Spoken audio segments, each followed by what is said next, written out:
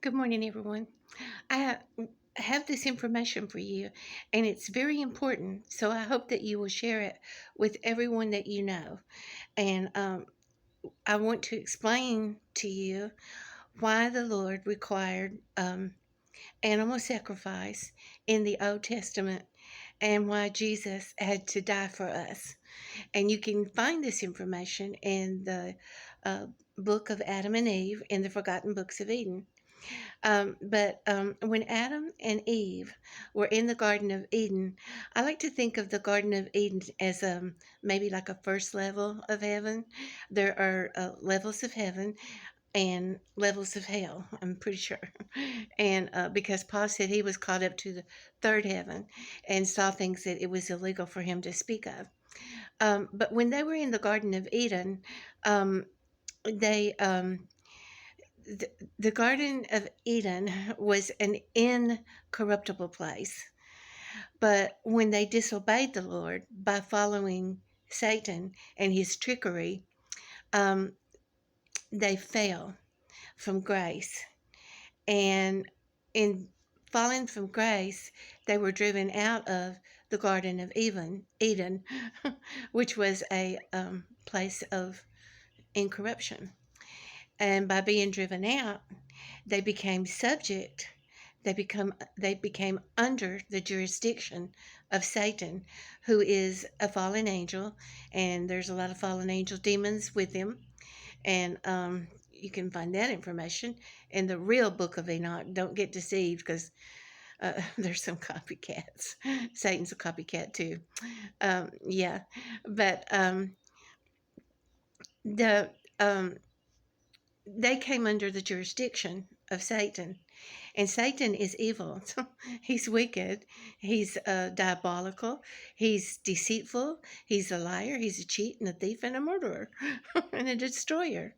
And especially, he tries to destroy truth. And Jesus is truth. Jesus said in John 14:6 and 7, I am the way, the truth, and the life. So you need to always try to follow truth. Okay? Um, but when they were driven out of the garden, they came under Satan's jurisdiction.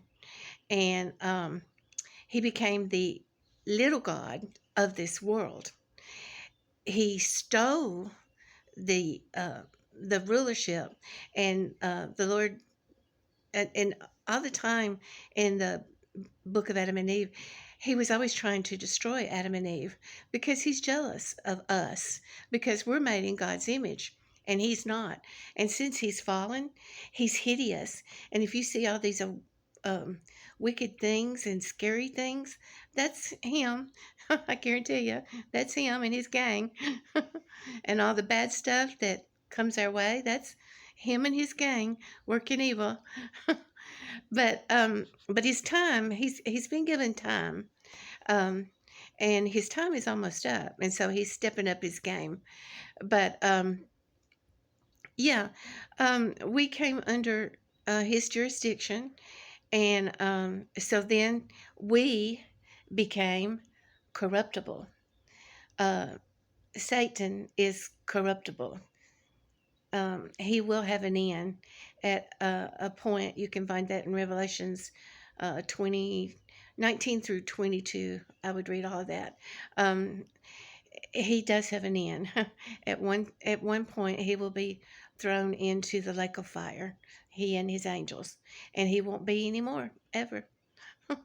And so that'll be a good thing. But that's the reason you need to obey Acts 2:38 so you can be saved. Don't forget that. um, yeah. So we became corruptible. We die. We decay.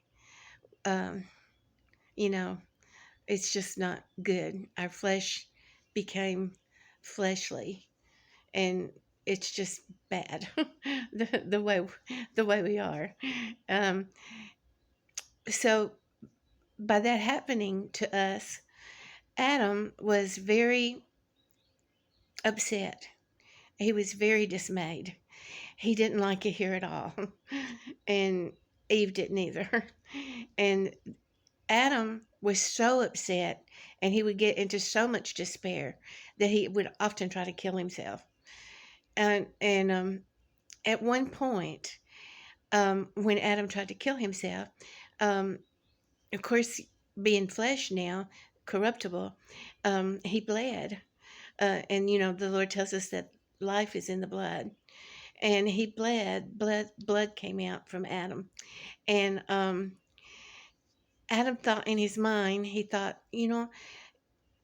if I take this blood and spread it on this rock, maybe the Lord will see that and he'll let me back in the garden. He'll forgive me and let me back in the garden.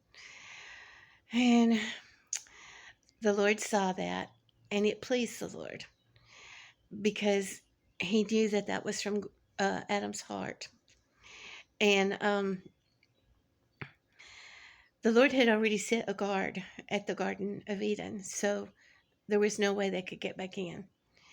And when the Lord saw that and it pleased him, well, Adam realized it pleased him, but the Lord knew that too.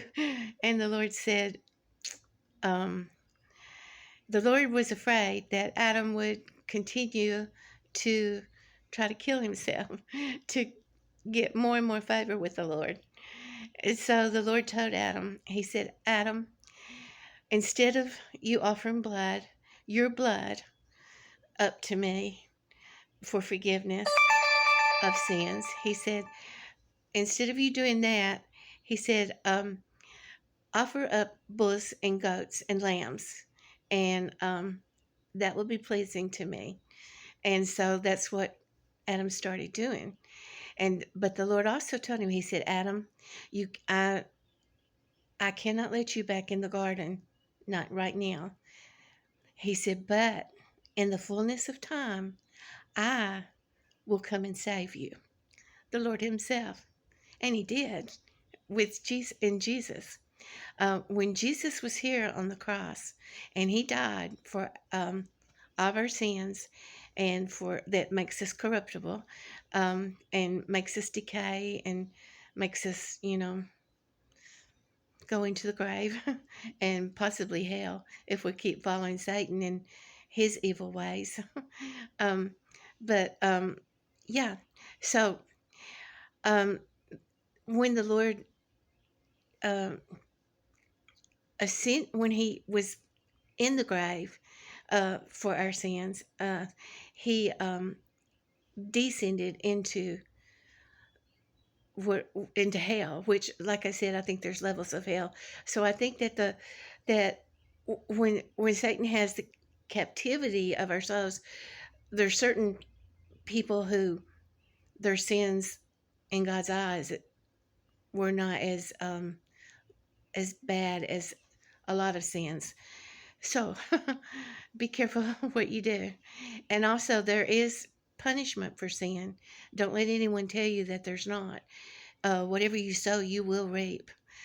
And that's not a good thing. And even if you're saved, um, you, even if the Lord has saved you in your flesh, he will forgive you, but you still you set in motion consequences for sin. So try not to do that, okay? Because I've had to learn the hard way. All right. And